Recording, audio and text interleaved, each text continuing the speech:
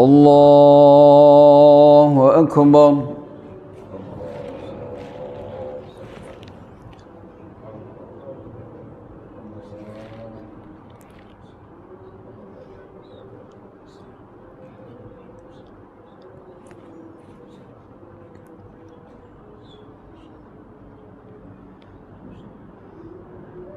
بسم الله الرحمن الرحيم. الحمد لله رب العالمين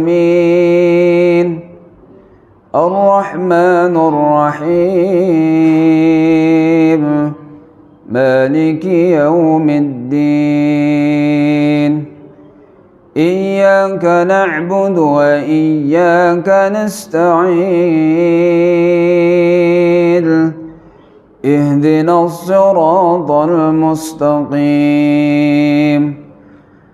صراط الذين أنعمت عليهم غير المغضوب عليهم ولا الضالين آمين.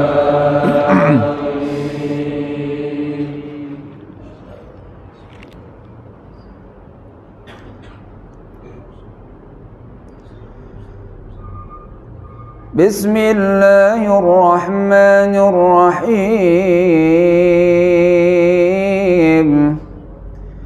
إذا جاءك المنافقون قالوا نشهد إنك لرسول الله والله يعلم إنك لرسوله والله يشهد إن المنافقين لكاذبون اتخذوا أيمانهم جنة فصدوا عن سبيل الله إنهم ساء ما كانوا يعملون ذلك بأنهم آمنوا ثم كفروا فطبع على قلوبهم فهم لا يفقهون وإذا رأيتهم تعجبك أجسامهم وإن يقولوا تسمع لقولهم كأنهم خشب مسندة يحسبون كل صيحة عليهم هم العدو فاحذرهم قاتلهم الله أنى يؤفكون وإذا قيل لهم تعالوا يستغفر لكم رسول الله لو رؤوسهم ورأيتهم يصدون وهم مستكبرون سواء عليهم أستغفرت لهم أم لم تستغفر لهم لن يغفر الله لهم إن الله لا يهدي القوم الفاسقين. الله أكبر.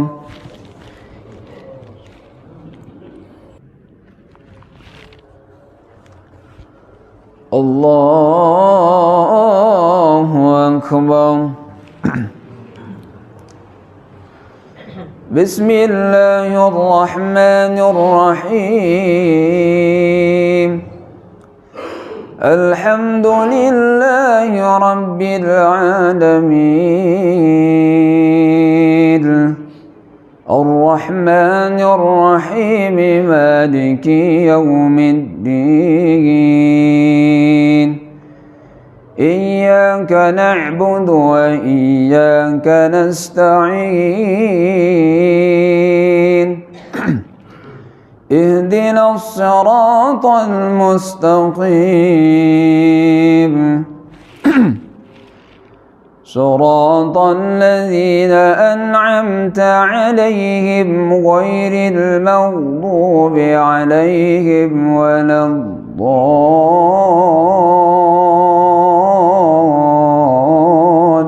الضالين آمين.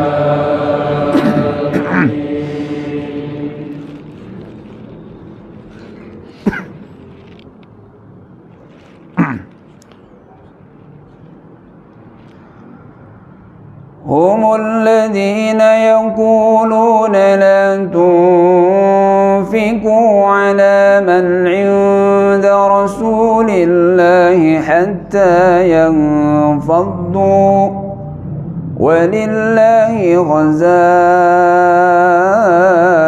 السماوات والأرض ولكن المنافقين لا يفقهون يقولون لئن رجعنا إلى المدينة ليخرجن الأعز منها الأذل ولله العزة ولرسوله وللمؤمنين ولكن المنافقين لا يعلمون يا أيها الذين آمنوا لا تلهكم أموالكم ولا أولادكم عن ذكر الله ومن يفعل ذلك فأولئك هم الخاسرون وأنفقوا مما رزقناكم من قبل أن يأتي أحدكم الموت فيقول رب لولا أخرتني إلى أجل قريب فأصدق وأكن من الصالحين ولن يؤخر الله نفسا إذا جاء أجلها والله خبير بما تعملون. الله أكبر.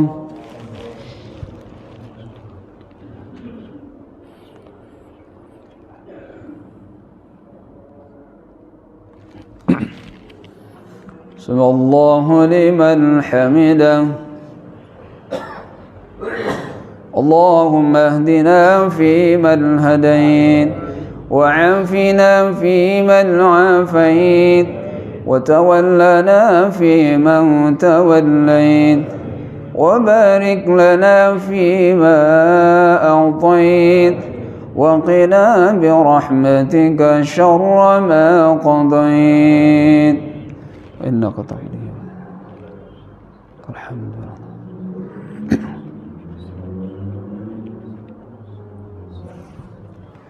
الله أكبر.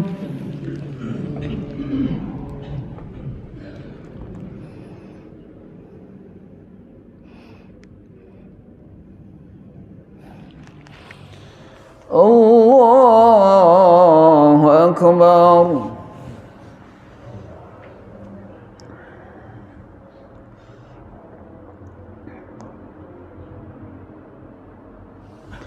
الله أكبر.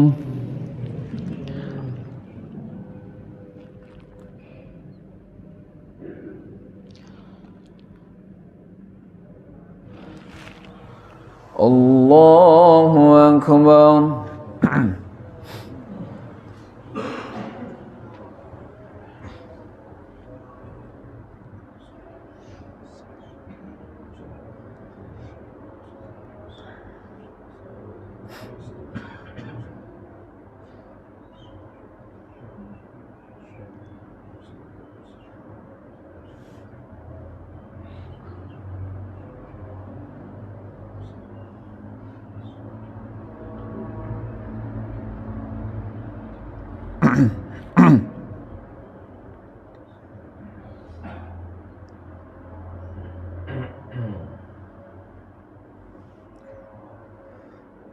السلام عليكم ورحمة الله.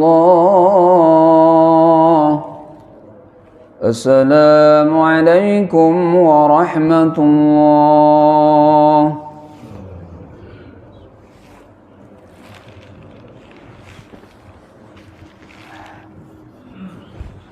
استغفر الله العظيم. استغفر الله العظيم. استغفر الله العظيم الذي لا إله إلا هو الحي القيوم وأتوب إليه من جميع المعاصي والذنوب.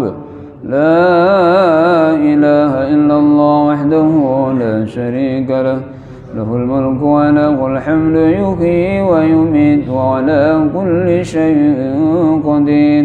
لا إله إلا الله وحده لا شريك له له الملك وله الحمد يحيي ويميت وهو على كل شيء قدير.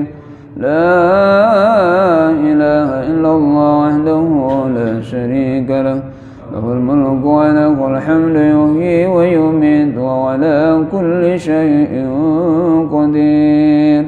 اللهم أجرنا من النار. اللهم أجرنا من النار. اللهم أجرنا من النار. اللهم أجرنا من النار. اللهم أجرنا من النار. اللهم أجرنا من النار. اللهم أجرنا من النار السالمين. اللهم أنت السلام منك السلام وإليك يعود السلام. حينا ربنا بالسلام وأدخلنا الجنة دار السلام. تباركت ربنا وتعاليت يا ذا الجلال والإكرام. رب أنت مولانا سبحانك سبحان الله. قال الله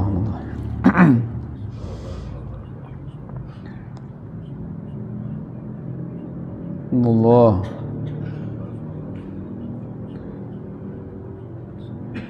سبحان الله حمدا دائما أبدا. الحمد لله.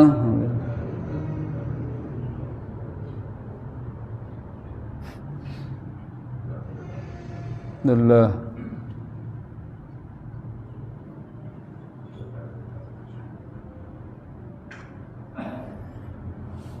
لله رب العالمين في كل حال ونعمة يا كريم. الله أكبر. الله أكبر.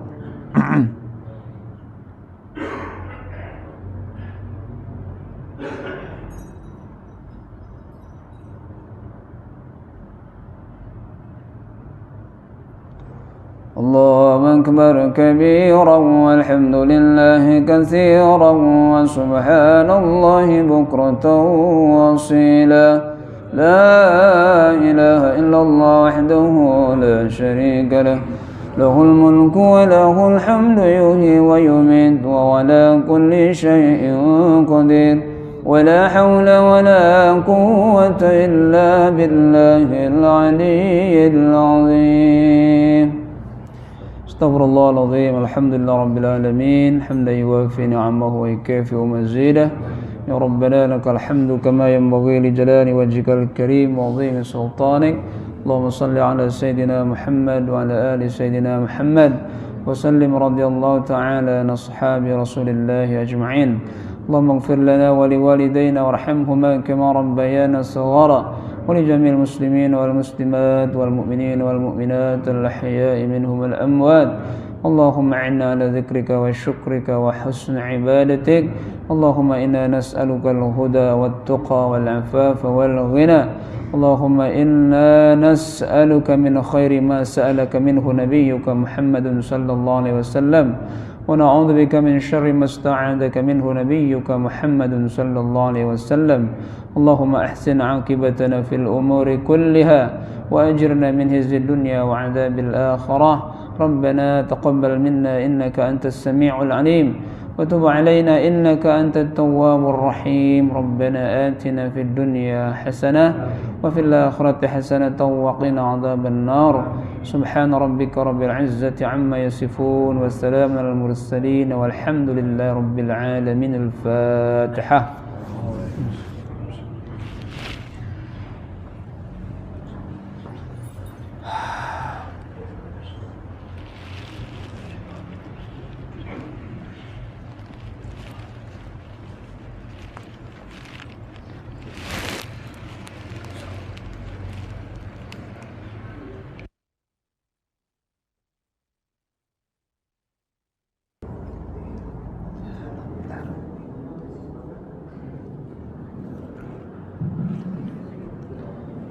Assalamualaikum warahmatullahi wabarakatuh.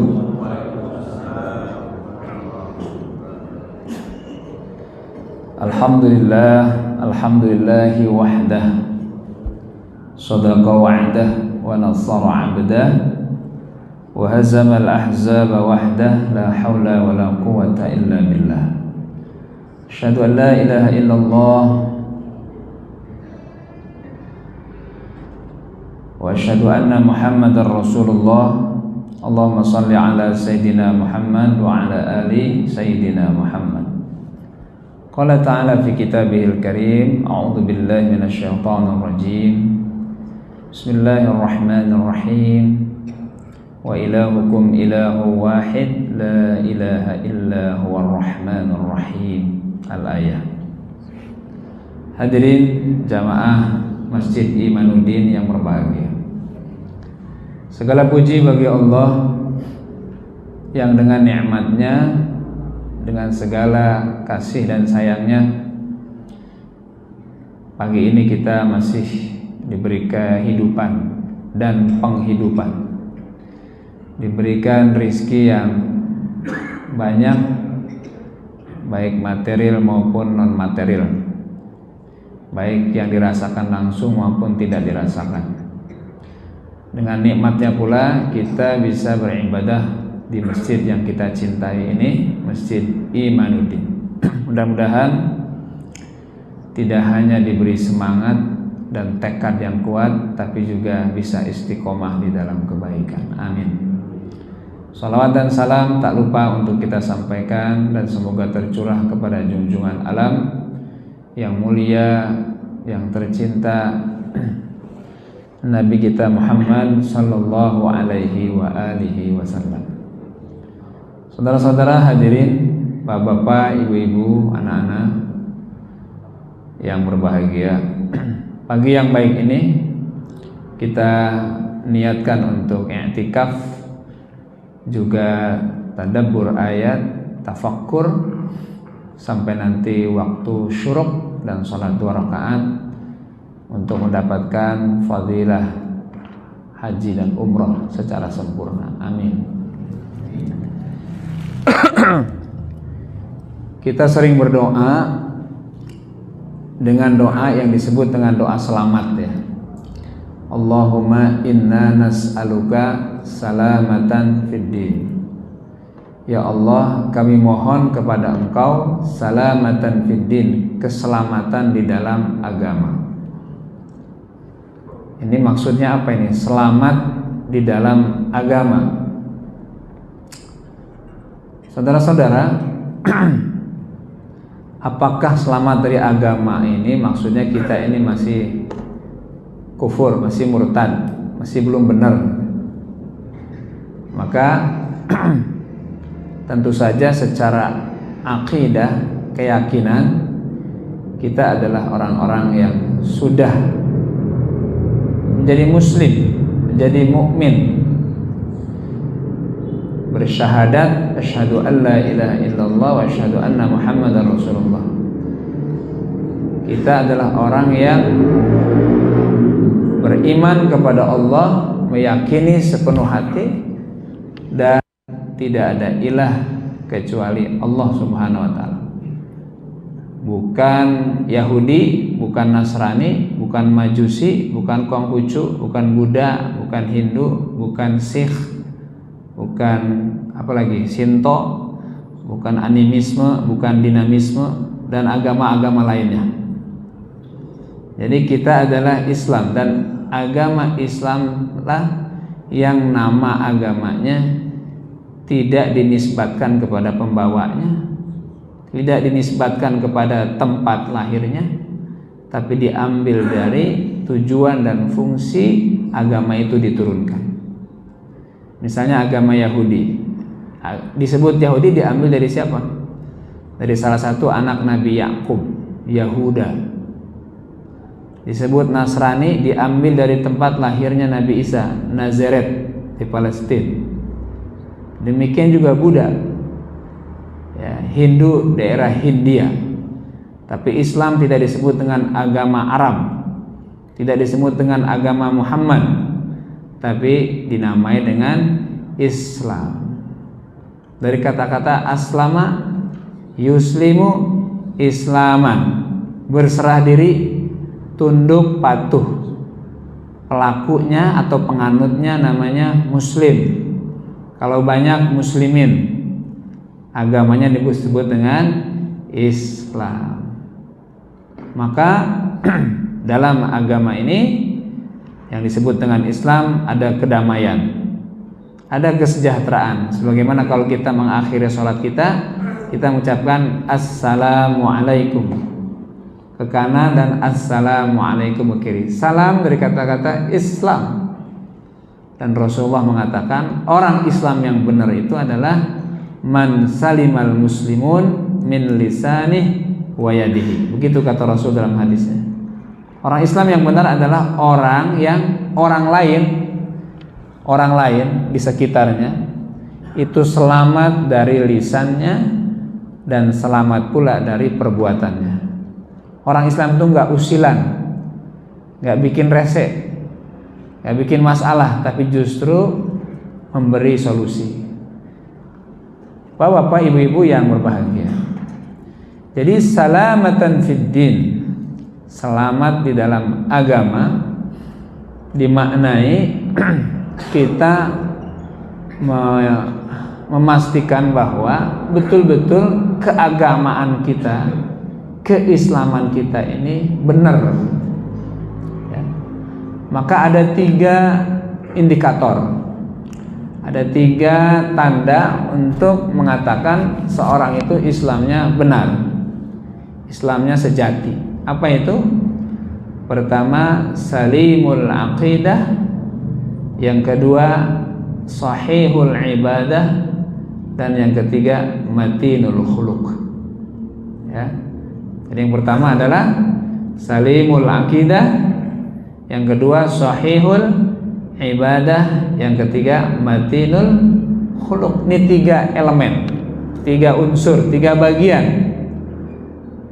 3 bagian untuk mengatakan seorang itu salamatan fid din, agamanya selamat begitu. Kan kita tidak mau, Pak, agama kita ini, keberagaman kita ini, pengamalan agama kita ini ternyata tidak benar. Hanya karena fokus pada satu bagian. Bagian yang 2 tidak. Hanya konsentrasi pada satu bagian. 2 bagiannya tidak diperhatikan. Nah, yang 3 itu adalah salimul akidah. Akidahnya itu selamat. Terus yang kedua, sahihul ibadah, ibadahnya juga benar. Dan yang ketiga, matinul khuluq, akhlaknya bagus. Nah, saudara-saudara, Bapak Ibu yang berbahagia, kalau kita sholat, ya, sholat itu unsur akidahnya kuat, ibadahnya juga diperhatikan, akhlaknya juga ada gitu. Ini kita sholat, Pak, ya. Di mana akidahnya? Ketika seorang membaca takbir, tasbih, hamdalah, ya, Allahu Akbar. Ketika itu dia sedang apa sih sebetulnya? Sedang menguatkan akidahnya. Karena yang disebut adalah Allah yang akbar, bukan manusia yang akbar, bukan jabatannya yang akbar, bukan dunianya yang akbar, tapi yang akbar adalah Allah. Dapat tuh akidahnya. Demikian dalam setiap gerakan sholat. Ketika dia membaca Fatihah, itu dia sedang menanamkan, menguatkan, memelihara, menyuburkan akidah. Al-Fatihah itu kan isinya pujian semua, Pak. Ayat pertama, ayat kedua, ayat ketiga, ayat keempat itu pujian semua. Ayat keempat itu ikrar, iyyaka na'budu. Ayat kelima, iyyaka na'budu wa iyyaka nasta'in. Ayat 6 dan 7 itu permintaan. 1 dan 4 itu pujian. Kepada siapa pujian itu dialamatkan? Kepada Allah Subhanahu wa taala. Iyyaka na'budu wa iyyaka nasta'in. Dalam hadis qudsi Allah mengatakan, "Hadza ma baini wa baina 'abdi wa li 'abdi ma sa'al." Kalau seorang hamba mengatakan iyyaka na'budu wa iyyaka nasta'in, kata Allah dalam hadis qudsi, oh ini antara hambaku dan diriku, dan untuk hambaku apa yang dia mau minta. Ditunggu sama Allah tuh, apa yang dia mau minta nih. Setelah memuji Allah, dan dia mengatakan, hanya kepadamu kami minta, hanya kepadamu kami minta pertolongan. Kata Allah, apa yang kamu minta? Yang kamu mohonkan apa? Dan permohonan itu spektakuler. Yang kamu mintakan itu sangat bernilai, dan yang betul-betul kamu butuhkan. Apa itu? Maka kita membaca ihdinas siratal mustaqim. Ya, ini poinnya nih. Permohonan itu adalah, keinginan itu adalah agar kita dihidayahi ke jalan yang mustaqim. Ini kalau menjelaskan siratal mustaqim panjang, panjang sekali, Pak. Nggak bisa dimaknai jalan yang lurus gitu. Ya. Kalau jalan yang lurus itu tol tuh, Pak. Atau seperti apa? Kereta cepat Jakarta Bandung. Nah, baik. Jadi itu yang ditunggu oleh Allah dari doa kita, dari permintaan kita, yaitu hidayah ke siratal mustaqim. Bacaan kita ketika ruku juga sama, ada kalimat tasbih, subhana rabbiyal azim. Ketika sujud, subhana rabbiyal a'la. Ketika duduk antara dua sujud, ada doa. Dan diakhiri ketika tahiyat awal, tahiyat akhir dengan apa? Dengan memuji Allah. At-tahiyyatul mubarakatus salawatut thayyibatul. Jadi sholat itu lengkap betul, Pak. Orang dengan sholat itu udah cukup. Orang dengan sholat itu jadi ukuran apakah yang lainnya benar atau tidak. Maka Rasul dalam hadisnya mengatakan, bahwa in saluhat sairul amalu kulluh. Salat kalau benar, maka amal yang lain benar gitu. Wa in fasadat, kalau salatnya rusak, fasadat sairu amalu kulluh, maka rusak pula amal yang lain. Berarti ukuran betul ini. Standar pokok. Dan kalau orang sudah meninggalkan salat, kata Rasulullah, ya, as-salatu imaduddin, salat itu tiangnya agama. Sebetulnya hadisnya itu aja tuh, Pak. As-salatu imaduddin, salat itu tiangnya agama. Tapi ada kalimat man aqamaha faqad aqamad-din wa man hadamaha faqad wa man tarakaha faqad hadamad-din. Siapa yang menegakkan berarti dia menegakkan agama, siapa yang meninggalkan maka dia telah merusak agama. Itu bukan hadis, itu keterangan sebetulnya. Yang hadisnya adalah as-salatu imaduddin. Salat itu tiangnya agama. Kalau udah dikatakan tiang, ya, nah itu berarti pokok, Pak. Kalau disebut dengan tiang itu pokok. Bangunan ini karena ada tiangnya yang kokoh maka bisa menyanggah bagian yang lain. Agama seseorang kalau sholatnya benar maka tiangnya benar. Bahasanya gini, Pak. Ya kalau urusan harta ada yang rada pelit, puasanya ada yang kurang-kurang benar, susah dimaklumi. Tapi kalau sholatnya nggak dibenerin, nggak diperbaiki, nggak diseriusi, padahal ini adalah pokok, bisa problem dengan yang lain. Hadis-hadis seperti ini banyak sekali. Di antara hadis yang lain misalnya, awwalu ma yuhasabu bihi 'abdu yaumal qiyamah as-shalah. Perkara yang akan dihisab pertama kali nanti di akhirat adalah salat. Karena kalau kita rasakan, kita hayati, kita dalami, Bu, ya. Salat itu kan apa ya? Menyeluruh, komprehensif dia.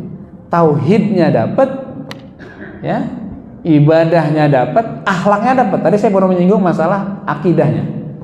Ya. Dalam kalimat-kalimat yang kita baca dalam sholat itu menanamkan, menguatkan akidah. Gitu. Terus akhlaknya di mana akhlaknya? Ada akhlak. Orang sholat itu dia sedang menenangkan diri, mensejahterakan dan mentumaninahkan dirinya. Dia memperhatikan juga kanan kirinya. Maka di awal kita disuruh oleh Rasulullah, sawwu sufufakum, lurusin, rapihin saf kamu, pundak sejajar, nggak ada yang lebih maju dari yang lainnya, sama. Dan saf pertama bukan untuk pejabat, saf pertama bukan kaplingnya ulama, enggak kok. Siapa yang duluan aja. Walaupun dia pejabat, tapi kalau dia tertinggal, dia masbuk dia. Kalau dia kiai, tapi kalau dia telat, masbuk dia. Berarti harus di belakang itu. Enggak ada glorifikasi, bahasanya apa itu? Enggak ada karpet merah buat status sosial tertentu. Itu kan akhlak, Pak. Persamaan derajat, kesamaan diri kita di hadapan Allah Subhanahu wa ta'ala. Maka dalam Al-Quran surat Al-Hujurat Allah berfirman, inna akramakum indallahi atqakum. Orang yang paling mulia adalah orang yang paling takwa di antara kalian. Dan ketakwaan itu bisa dilakukan dan bisa dihadirkan oleh siapapun di antara kita. Saudara-saudara, Bapak Ibu yang berbahagia, salam ke kanan, salam ke kiri, itu kan akhlak, Pak. Artinya orang di saat dia sedang asyik zikir kepada Allah dengan salatnya, jangan lupa kamu itu masih hidup di dunia. Jangan lupa kamu itu masih menapak bumi.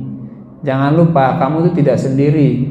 Jangan lupa kamu itu tidak bisa mandiri. Dalam arti betul-betul mandiri, pasti butuh orang, pasti akan butuh pertolongan. Maka tengoklah ke kanan, tengoklah ke kiri, tebarkan salam, salam sejahtera. Assalamualaikum warahmatullahi wabarakatuh. Assalamualaikum warahmatullahi wabarakatuh. Itu kan salam. Terus saudaranya nggak pengen jabat apa namanya, salaman, jangan ditolak, ya. Ada teman salam, nggak ada contohnya. Kata siapa nggak ada contohnya? Temannya pengen salaman, nggak mau dia. Udah penting zikir. Kan sholat udah selesai dengan apa? Sholat itu udah selesai dengan yang disebut dengan sholat itu apa, Pak? Perkataan, perbuatan dimulai dari takbir, diakhiri dengan salam. Berarti sholat udah selesai belum? Terus kalau saudaranya ngajak salaman, masa dipersoalkan? Ya, cuman nggak apa-apa, cuman mungkin sedikit mengganggu. Tapi kan udah begini tangannya nih. Gitu. Ya. Rasulullah itu kalau kan mimpin sholat Pak, kalau selama ada Rasulullah nggak ada yang berani imam gitu. Berarti selama ada Rasul beliau pasti imam. Kenapa Rasul sebelum sholat itu inspeksi dulu, sawu fakum, lurusin dan rapatkan saf, dan itu dicek juga dari ujung ke ujung begitu. Itu Pak. Itu ngapain Rasul Pak? Memastikan ini sahabat siapa yang nggak datang nih? Ini siapa yang nggak datang nih ya? Nah kalau saya tadi imam untuk memastikan siapa yang nggak datang, nah itu susah tuh.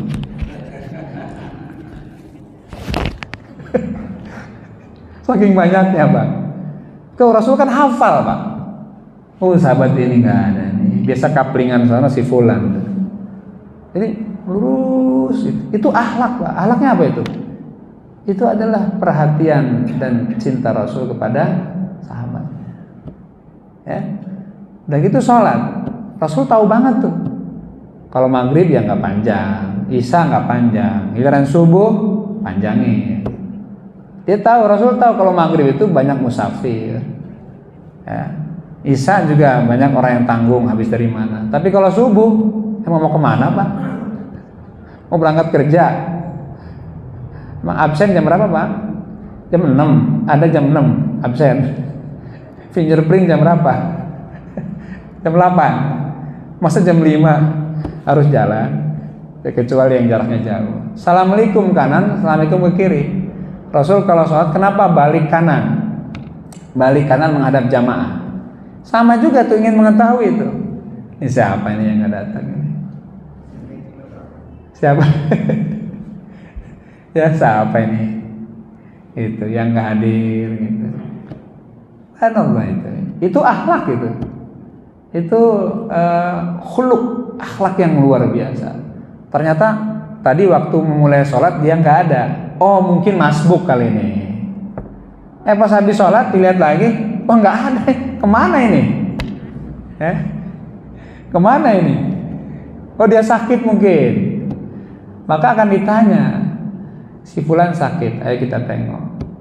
Maka wajar kalau Rasul sunnahnya itu habis sholat, waktu berangkat dan waktu pulang itu beda jalannya itu.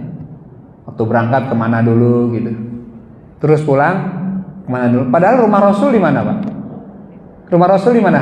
Jarak dengan masjid gimana? Kan sampingan Pak. Kenapa harus muter-muter Rasulullah juga? Terus kalau mau balik kenapa harus muter-muter dulu? Apa yang ingin disampaikan oleh Rasulullah? Ya ingin menyapa sebetulnya. Ingin mengetahui sahabat kalau dia nggak datang kenapa, sakit, kesiangan, atau habis pergi jauh atau apa begitu. Sampai seperti itu akhlak namanya. Ya. Jadi bukan ngopinya doang Pak. Jadi dalam sholat aja itu ada 3 unsur yang dihadirkan. Akidahnya memang terus ditanamkan, ibadahnya dalam arti penghambaan dalam bentuk bacaan itu dilakukan, tapi juga tidak kalah penting akhlaknya ini. Assalamualaikum, assalamualaikum kanan dan kiri. Nah jadi itu contoh aja ya sholat. Maka ya memang nggak ada pilihan. Sholat itu harus ditegakkan. Sholat itu harus dijalankan kalau dia seorang muslim gitu. Ya. Sampai Rasul mengatakan dalam hadisnya, bainal mu'min wal kafir tarkus sholat. Ini hadis Rasul juga ini. Bedanya mukmin dan kafir itu meninggalkan sholat. Ibadah apa Pak selain sholat Pak yang bisa digantikan, bisa diwakilkan? Nggak ada. Sholat tuh nggak bisa Pak, nggak bisa diwakilkan. Kalau zakat, zakat ya, zakat fitrah kan bisa tuh Pak, digantikan, dibayarkan oleh orang. Haji bisa nggak dibadalkan? Bisa. Puasa bisa nggak diganti? Bisa Pak. Di hari yang lain. Bulan Ramadan nggak bisa dia, bisa diganti pada hari bulan yang lain. Berapa banyak? Sebanyak hari yang ditinggalkan. Terus bisa nggak diganti tidak dengan puasa? Bisa. Fidyah itu kan. Siapa yang boleh fidyah? Yang kondisinya lemah, penyakit menahun. Tapi kalau dia kuat, ya kuat hanya karena di Ramadan mungkin ada sesuatu yang menghalangi dia, maka dia tidak fidyah tapi iddah, mengganti puasa sebanyak hari yang Tapi kalau salat ada nggak? Bisa diwakilkan nggak? Misalnya Pak Asep lagi malas nih, aduh lagi malas banget, bilang sama Pak Ridwan, tolong ya gantiin salat saya. Ntar saya kasih ente apa kayak gitu. Kan nggak bisa, Pak, nggak bisa diwakilkan gitu. Kalau haji umrah bisa dibadalkan, Pak. Kalau di Mekah gitu banyak mutawif kita suka nanya sama saya, Ustaz, boleh dong kalau ada yang mau dibadalin? Saya tanya berapa ongkosnya? Ya sekian lah. Itu haji umrah. Kalau sholat, ya ada. Orang bahkan di saat ia tidak bisa berdiri harus sholat walaupun dengan duduk. Gak bisa duduk, tetap harus dikerjakan, yaitu dengan cara berbaring. Ya Allah, kalau nggak bisa berbaring hanya isyarat, bahkan dengan isyarat. Nah maka begitu pentingnya sholat dan menjadi hak Allah dari hambanya, kewajiban hamba kepada Tuhannya. Dalam mazhab Syafi'i itu ada kodok sholat. Kodok sholat mengganti sholat yang dulu pernah ditinggalkan karena kebodohannya. Ya. Waktu zaman jahiliyah, zaman lagi gilanya begitu ya. Jadi sholat duhur kecapean gitu kan, sholat asar nanggung, sholat maghrib di perjalanan, sholat isya tiduran, sholat subuh siang. Ini kapan sholatnya ini? Mungkin kita pernah ngalami itu zaman jahiliyah, Pak. Ya alasannya banyak lah. Kadang-kadang usia muda disalahkan, lagi darah muda Ustaz, maklumlah kata dia, bergejolak. Atau karena kesibukan kerja, sampai akhirnya hak Allah dari hambanya diabaikan. Padahal sholat pokok, tadi kan imaduddin, pokoknya agama gitu. Ya, pokoknya agama, loh ditinggalkan. Maka dalam mazhab Syafi'i karena ini pokok, nggak bisa diwakilkan, nggak bisa digantikan, qadha, ganti. Sholat apa yang dulu pernah ditinggalkan? Kira-kira sholat apa yang sering ditinggalkan, Pak? Subuh. Sholat apa kira-kira? Asar. Ya sudah, habis sholat asar berjamaah sholat lagi. Sholat subuh sering ditinggalkan dulu. Habis sholat subuh tadi, Pak, sholat lagi. Ya, karena banyak yang ditinggalkan, mungkin kodonya banyak begitu. Ya, bisa jadi tetangga sebelah mengatakan rajin banget nih sholat. Padahal sholat kodo, padahal sholat pengganti. Ya, maka jangan juga langsung memvonis kalau ada orang habis sholat subuh terus sholat lagi. Jangan langsung divonis, apaan ini, kan nggak ada sholat sunnah subuh.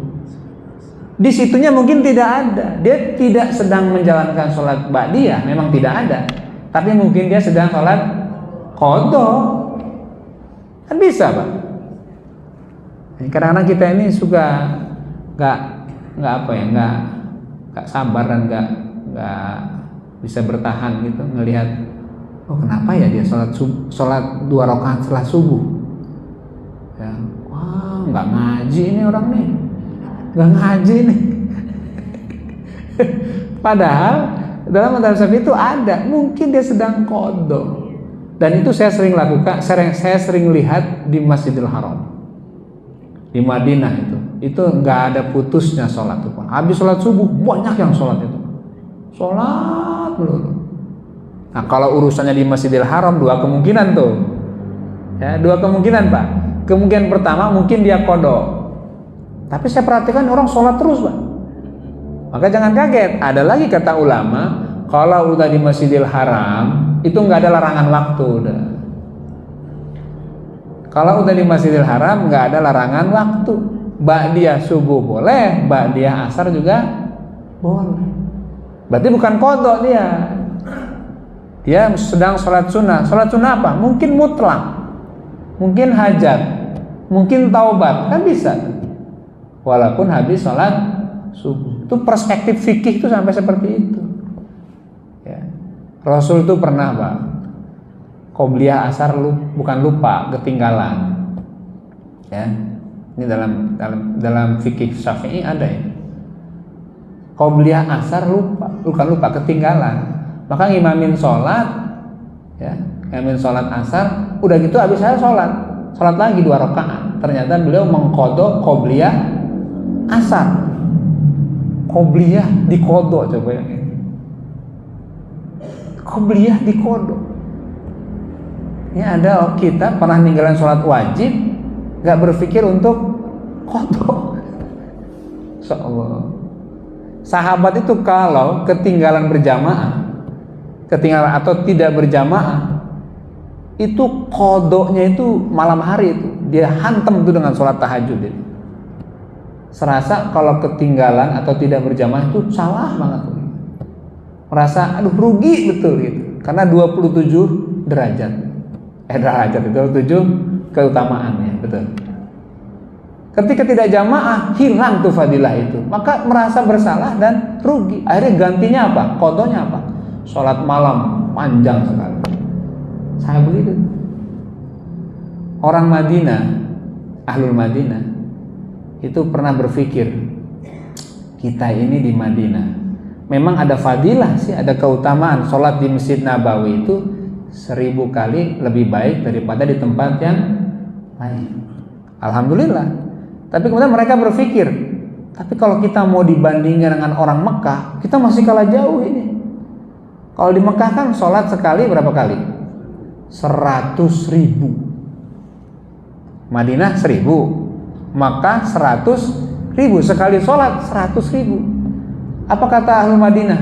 Wah, kita nggak akan pernah nyaingin orang Mekah ini kalau gitu. Ya banyakkan pahalanya, ya, banyakkan pahalanya. Maka pernah di Madinah itu pada masa Imam Malik itu sholat taraweh bukan 8, bukan 20, tapi 36 untuk nyaingin apa? Orang Makkah. Itu padahal Madinah sudah ada keutamaan 1000 kali lebih baik daripada di tempat yang lain. Ini kira-kira kalau sholat di Imanuddin berapa kali lebih baik dari masjid yang lain ini kira-kira?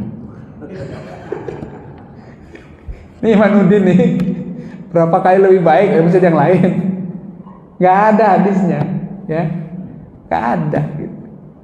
Nah sampai seperti itu, Pak. Jadi rasa haus dan iri hati dalam kebaikan itu tertanam kuat sehingga spirit ibadah itu luar biasa. Kembali ke tadi, salamatan fiddin, memastikan bahwa akidah kita ini salim, selamat. Selamat dari apa? Selamat dari kekufuran, selamat dari kemusyrikan, selamat dari kefasikan, selamat dari kemunafikan. Ini ada 4 istilah yang sering dimunculkan dalam Al-Quran: syirik, kafir, munafik, dan fasik. Ini ada bedanya ini. Orangnya itu kafir, musyrik, munafik, dan fasik, itu orangnya. Ada doa di dalam surat Al-Hujurat, ya, wa'lamu anna fikum Rasulullah la yuti'ukum fi katsirin minal amri la'anittum walakinnallaha habbaba ilaikumul iman wa zayyana fi qulubina wa karrih ilainal kufra wal fusuqa wal isyana waj'alna minar rasyidin.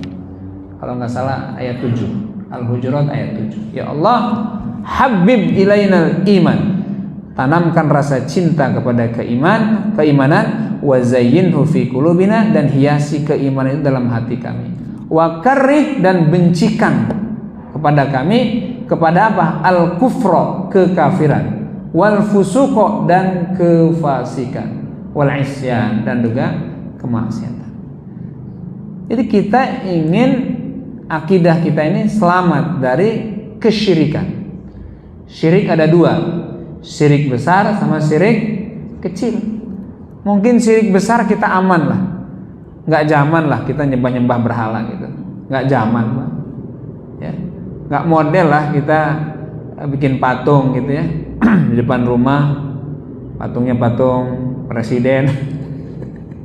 Saking maniaknya, saking idolanya gitu jadi patung. Jangan salah Pak, penyembahan berhala itu justru diawali dengan kekaguman yang berlebihan. Karena mengidolakan sekali, akhirnya salah perilaku. Dalam surat Nuh, Allah berfirman, wa qalu la tadharunna alihatakum wa la tadharunna waddaw wa la suwa'aw wa la yaghutha wa ya'uqa wa nasra. Ada 4 orang hebat, orang alim zamannya setelah Nabi Nuh alaihissalam. Wadda, Suwa'a, Yaghutha, Ya'uqa wa Nasra, ada 5, mohon maaf. Ini orang hebat semua Pak, alim, ahli ibadah ya. Di masanya dikagumi Pak, diidolakan. Akhirnya apa? Dibikin peringatan. Kan kelimanya meninggal. Karena memang menganggap sebagai orang alim, orang hebat, dibikin peringatan, mengenang kematian. Ya kan, untuk mengenang kebaikan. Tapi generasi berikutnya bukan hanya mengenang, bukan hanya memperingati, sudah menampilkan apa? Dibikin patung supaya monumental begitu. Patung Wadda, patung Suwa'a, patung Yaguth, patung Ya'uq, dan patung Nasra. Dibikin patung Pak, untuk mengabadikan, memonumentalkan orang soleh ini. Ketika itu hanya bikin patung, tapi lama-lama jadi sembah juga. Hati-hati dengan kultus yang berlebihan. Jangan karena dia hebat terus kita mengatakan, wah kalau nggak ada dia mah nggak tahu dah Indonesia kayak gimana. Kalau nggak ada beliau nggak ada kemerdekaan. Akhirnya menjadi isme. Apa kira-kira ismenya itu? Tergantung tokonya apa. Hati berbahaya itu ya. Maka ketika Rasul mengajari para sahabatnya, walaupun beliau memang sahabat ini menghormati beliau, tapi ada saat tertentu Rasul ngajarin supaya jangan berlebihan untuk mengkultuskan beliau. Sampai ketika dalam satu majelis ya, udah kumpul nih sahabat nih, Rasul datang, berdiri semua tuh sahabat tuh menghormati beliau. Kata Rasul, nggak usah, duduk aja lagi biasa, duduk biasa. Itu saking tidak inginnya Rasul nanti dikultuskan. Maka dalam 2 perang Rasul itu pernah kalah, perang Uhud dan perang apa?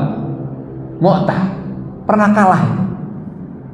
Perang Uhud itu paling parah. Gigi Rasul patah, dahinya sobek, kakinya berdarah.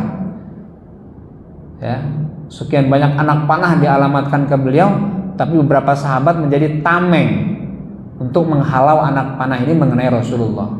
Di antara sahabat yang menjadi tameng itu adalah Abu Dujana, yang di tubuhnya itu tertancap 100 anak panah. Setiap kali orang kafir melemparkan anak panah mau mengenai Rasul, dia pasang, kena tubuhnya. Rasul selamat, tapi dia jadi terkena anak panah. Kenapa Rasul sampai berdarah? Rasul sampai terluka. Itu ibrohnya, pelajarannya. Kenapa kalah? Untuk memberikan pelajaran ya, bahwa Rasul secara fisik manusia biasa. Bedanya, hebatnya, luar biasa beliau adalah ada kenabian, ada mukjizat, dan mukjizat tidak hanya di tulisan Qur'annya, tapi dalam kepribadian beliau.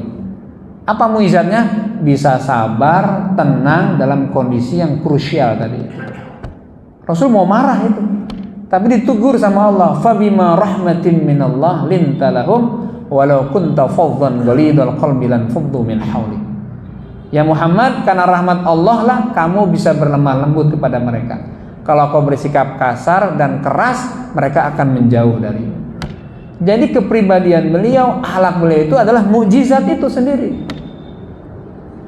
Ya. Nah, kalau Rasul ketika perangnya menang terus, maka nanti ada kesombongan yang muncul ya, tapi ternyata kalah. Sejarah mencatat kehebatan Nabi Isa bisa mengobati penyakit kusta dan lepra, bisa tahu apa yang disimpan di rumah-rumahnya orang Yahudi, orang Israel, bahkan yang spektakuler bisa menghidupkan orang mati, ya, itu membuat orang-orang Nasrani menuhankan Nabi Isa, ya, lahir tanpa ayah.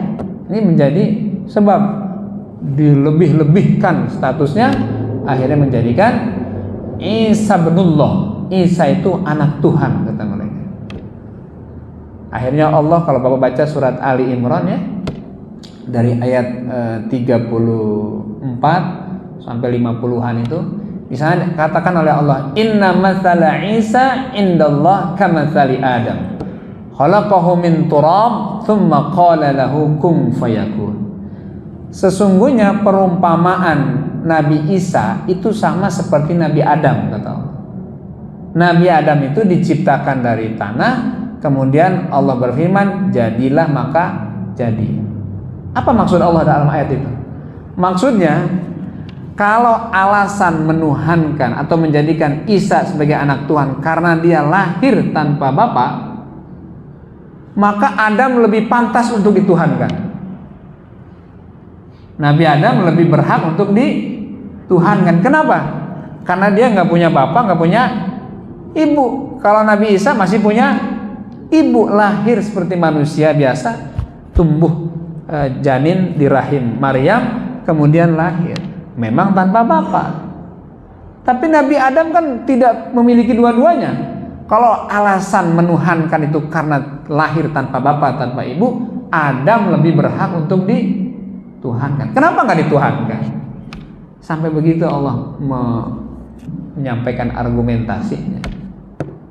Maka insya Allah orang Islam aman dari itu semuanya. Kenapa?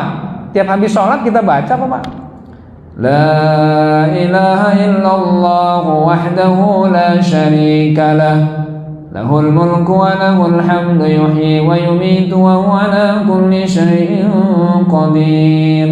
Itu kita sedang membersihkan Pak akidah kita dari apa? Kesyirikan dan kekafiran. Kita katakan, ya Allah, la ilaha illallah wahdah, tidak ada ilah kecuali Dia yang esa. La syarikalah, nggak ada sekutu. Maksudnya sekutu nggak ada anak, nggak ada istri, nggak ada teman gitu. Dia wahdah, sendiri, tunggal, esa. Lahul mulku, kekuasaan miliknya. Walahul hamdu, segala pujian miliknya. Yuhyi wa yumit, Dia yang menghidupkan dan Dia yang mematikan. Wa huwa ala kulli syai'in qadir, dan Dia maha kuasa atas segala sesuatu. Bayangin itu. Setiap hari kita bersihin terus ini akidah kita dari kesyirikan. La syarikalah, la syarikalah, tidak ada sekutu, tidak ada syirik, tidak ada istri, tidak ada anak, tidak punya cucu. Tambah lagi dihantam dengan wa ilahukum ilahun wahid, la ilaha illa huwar rahmanur rahim. Wa ilahukum ilahu, wa Tuhanmu adalah Tuhan yang esa. La ilaha illa huwar rahmanur rahim. Tidak ada ilah kecuali Dia yang maha pengasih, maha penyayang. Hantam lagi dengan ayat kursi. Allahu la ilaha illa huwal hayyul qayyum. Dialah Allah yang tidak ada ilah kecuali Dia, al hayyul qayyum, yang maha berdiri sendiri, yang maha hidup dan berdiri sendiri. La ta'khudhuhu sinatun wala naum, yang tidak lupa dan tidak tidur. Lahu ma fis samawati wa ma fil ard, milik Allah segala yang di langit dan yang di bumi. Itu sampai akhir Pak.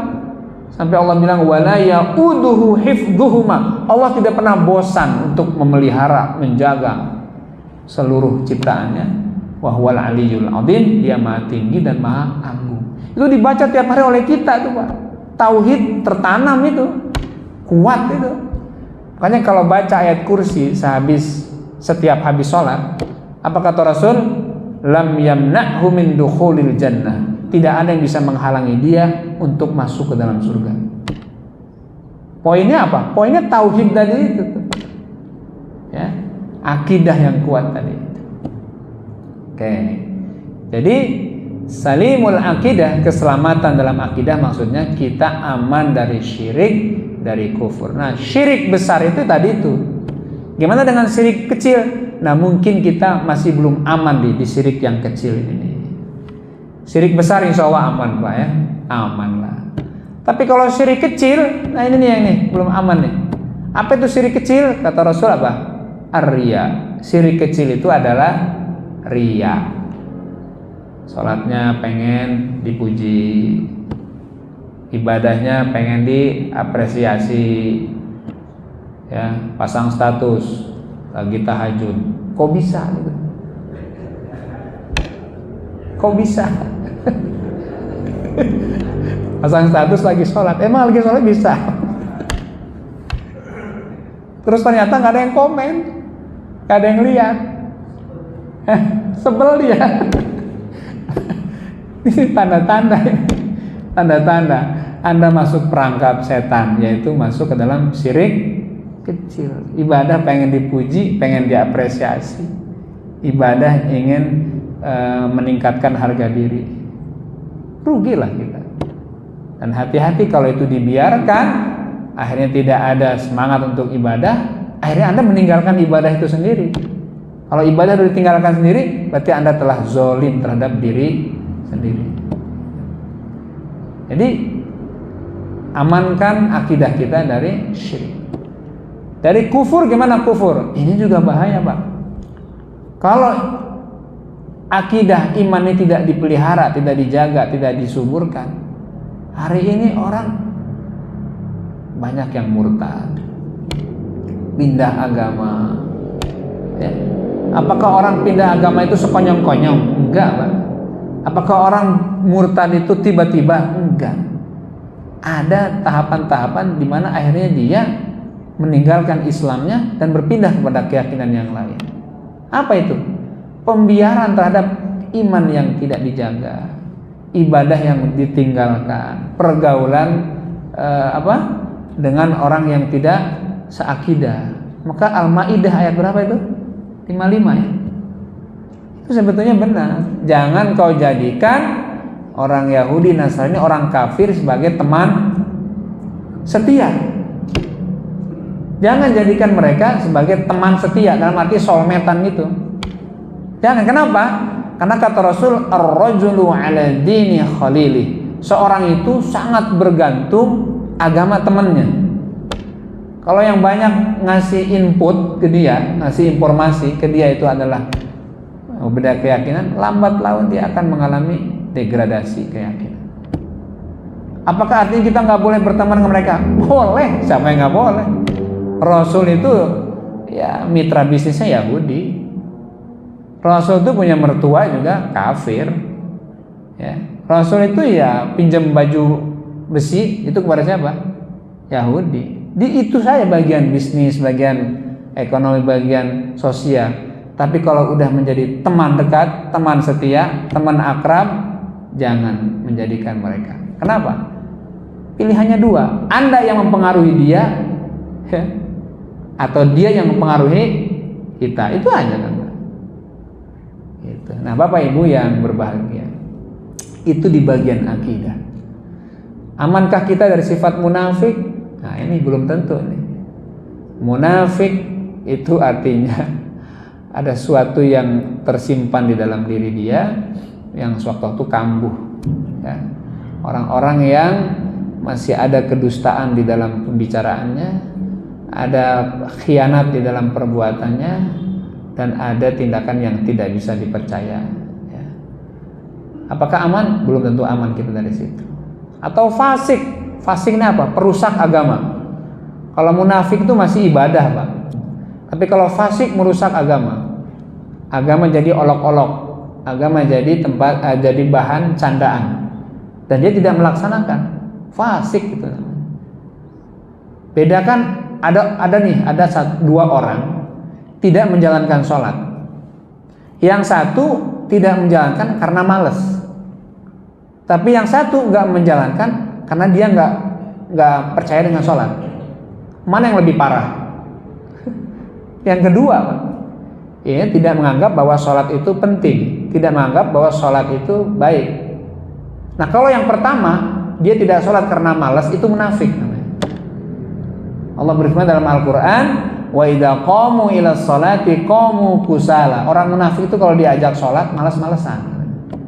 Wala yadhkurunallaha illa qalila. Dan dia kalau zikirnya sedikit aja. Itu munafik. Masih sholat tapi sering malas. Nah, kalau kira-kira sering malas itu kita bukan kira-kira. Masih belum aman kita. Tapi kalau ada orang nggak sholat karena dia nggak percaya dengan sholat, tapi dia masih Islam, masih ada keyakinan kepada Allah, nah, itu namanya fasik, perusak agama. Tapi ini udah hampir masuk ke lembah, ke jurang kehancuran. Ujung-ujungnya nanti murtad. Makanya kenapa ibadah terus dijaga terus untuk menguatkan akidah dan mengamankan diri kita dari hal-hal yang buruk tadi. Yang kedua, sahihul ibadah. Bagaimana kita ini selamat beragama ini, ibadah kita ini benar. Bukan benar menurut diri sendiri, Pak. Bukan benar menurut hawa nafsu sendiri, tapi benar sesuai dengan tuntunan Rasulullah Muhammad sallallahu alaihi wasallam. Emang kita bisa langsung belajar sama Nabi? Enggak mungkin. Ayo kita kembali kepada zaman sahabat. Mungkin nggak, Pak? Kalau masaknya nggak mungkin. Berguru sama sahabat mungkin nggak? Nggak mungkin. Terus apa yang bisa kita lakukan dengan beribadah sesuai dengan tuntunan Rasul? Berguru kepada yang mengerti ilmunya. Siapa mereka? Para ulama yang baca Quran, yang mengkaji hadis. Dan ulama itu ya tidak satu, banyak ulama ini. Kalau ada orang mengkultuskan seorang ulama karena menurut dia ini satu pemahaman, dia telah kultus sama ulama. Padahal selain Nabi nih, Pak, selain Nabi nggak ada yang maksum. Nabi Muhammad adalah maksum, terjaga itu dari kesalahan. Tapi selain Nabi ada nggak yang maksum? Nggak ada. Sahabat aja nggak maksum. Kalau sahabat aja nggak maksum, nggak terjaga dari kesalahan, bagaimana dengan generasi berikutnya, tabiin sampai ke ulama yang sekarang? Jadi kalau udah menganggap gurunya paling benar, dia pokoknya kalau dia ngomong, wah saya ikutin. Jangan begitu, cek dulu dong, ada dasarnya nggak? Dia punya kitabnya apa nih, baca kitabnya. Jangan karena udah ngefans banget sama dia, apa yang diucapkan, apa yang diperlakukan diikuti, salah lagi. Nah, jadi standar bahwa ibadah kita benar adalah bagaimana kita bisa mengikuti ibadah ini sesuai dengan tuntunan Rasulullah, dan itu bisa kita gali, kita cari dari para ulama yang memang memiliki keilmuan yang mumpuni di bidangnya. Barulah kalau kita udah berpikir bagaimana ibadah ini benar, jangan lupa seluruh bagian dari akidah dan ibadah yang kita laksanakan itu ujungnya adalah akhlak sebetulnya. Matinul khuluq. Ibadah ini kalau nggak pakai akhlak, aduh rusak, Pak. Ya. Ibadah ini kalau nggak pakai akhlak, rusak. Nggak ada toleransi, nggak ada kesepahaman, nggak ada pengertian, merasa paling baik, merasa paling ahli ibadah, rusak, Pak. Sesuatu yang merasa paling, itu paling menonjol, itu udah nggak bener, Pak. Ini badan nih, ada yang pengen nonjol, bisul, bagus nggak tuh? Ada yang pengen nonjol lagi, amandel, pengen nonjol dia, bagus nggak, Pak? Bagus. Ada lagi yang menonjol, apa itu di dubur itu apa namanya, Pak? Ambien, kan pengen nonjol. Bagus nggak, Pak? Ibadah kalau pengen nonjol sendiri, pengen paling merasa dia paling soleh, paling hebat, udah nggak bener aja. Ya. Imam Syafi'i aja yang ahli fikih, ahli hadis, itu dalam ucapannya mengatakan, seandainya ada pendapat lain yang lebih baik, ada dalil yang lebih kuat, ikuti dia, jangan ikuti saya. Imam Syafi'i itu. Artinya sadar betul bahwa kebenaran dalam perspektif manusia itu masih relatif. Kemungkinan salahnya itu adalah ada. Bahkan dalam fatwanya Imam Syafi'i ada qaulul jadid, ada qaulul qadim. Ada fatwa yang lama, ada fatwa yang baru. Bayangin. Ini kelasnya Imam Syafi'i. Makanya kalau ada ustadz hari ini udah kayak Imam Syafi'i. Halo gitu. Kira-kira gitu ya, Pak ya. Maka selalu kalau seorang alim ulama di ujung pembicaranya mengatakan wallahu a'lam bis-shawab. Itu artinya apa itu?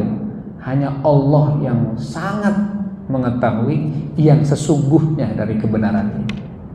Kalau manusia walaupun apa yang dia katakan benar tapi masih relatif. Jadi yang akidah dikuatkan, ibadah dibenarkan, maka jangan lupa akhlak menjadi output ya, hasil ujung dari itu semuanya. Dengan akhlak maka ibadah menjadi indah. Dengan akhlak akidah juga menjadi bagus. Tanpa akhlak, waduh, udah rusak. Rasul tuh tahu bahwa ada penyimpangan terjadi di antara sahabatnya misalnya. Apakah ketika ada penyimpangan langsung dihantam begitu saja? Enggak. Pakai akhlak. Ya. Kalau yang salah ini orang berilmu, orang pinter, ya caranya beda. Tapi kalau orang awam, orang biasa, didekati kasih makan gitu. Ada orang Arab Baduy kencing di masjid. Ini orang awam nih Pak, orang awam nih. Kencing di masjid. Di masjid Pak, tempat yang suci. Apakah digampar sama Rasulullah? Enggak. Apakah langsung diusir? Enggak Pak. Diapain sama Rasul? Dibiarin. Dibiarin sampai apa? Sampai pipisnya tuntas. Sahabatnya lain udah gerem tuh. Sahabatnya udah kesel Pak. Ini gimana? Ini orang udah tahu masjid. Udah tahu tuh kan menurut sahabat. Ini orang Arab Baduy tahu nggak kalau itu masjid? Ternyata setelah ditanya nggak tahu dia Pak. Tapi Rasul biarkan orang kencing sempurna. Ada banyak pelajaran.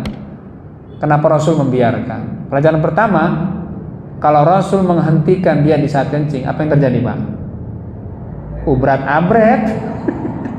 Bisa kemana-mana itu Pak. Ngepelnya susah, itu pertama. Kedua, setelah ditanya sama Rasul, wahai fulan, kamu tahu nggak tempat apa ini? Nggak tahu. Kamu tahu ini masjid, tempat yang suci? Nggak tahu. Oh, nggak tahu. Menghukum orang nggak tahu itu dengan apa Pak? Apakah dengan memukul? Enggak. Menghukum orang yang nggak tahu itu adalah dikasih tahu. Dikasih tahu ini adalah masjid, tempat yang suci untuk menghadap Allah. Nah, kita harus menjaga. Udah dikasih tahu teman. Akhirnya kemudian Rasul minggir. Rupanya si Arab Baduy tadi itu diam-diam bertanya sama orang kita, itu siapa yang ngasih tahu tadi itu? Yang ngomong dengan lembut dari siapa itu? Ini kata sahabat yang kebetulan diajak bicara sama si Baduy tadi mengatakan, itu Nabi kami itu, Nabi Muhammad itu. Yang ngasih tahu kamu tadi itu Nabi Muhammad itu. Nabi kami, pemimpin kami, guru kami. Oh dia Muhammad itu. Rupanya si Arab Baduy nggak tahu Rasulullah Pak. Nggak tahu. Oh mulia sekali akhlaknya ya. Saya nggak dimarahin, saya nggak dipukul, tapi saya diajarin dan dikasih tahu. Sejak itu dia masuk Islam. Jadi masuk Islam dia itu karena apa? Karena akhlak kan?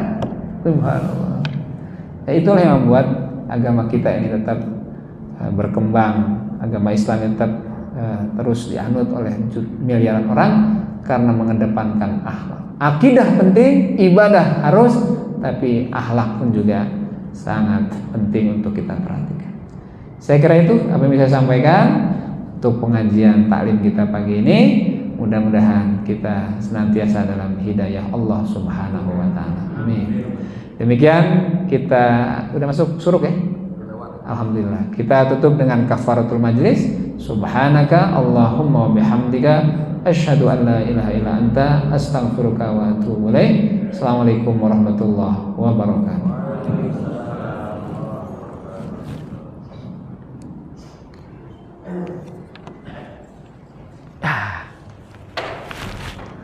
Mana? Bagus, Pen. Salat dulu kita ya.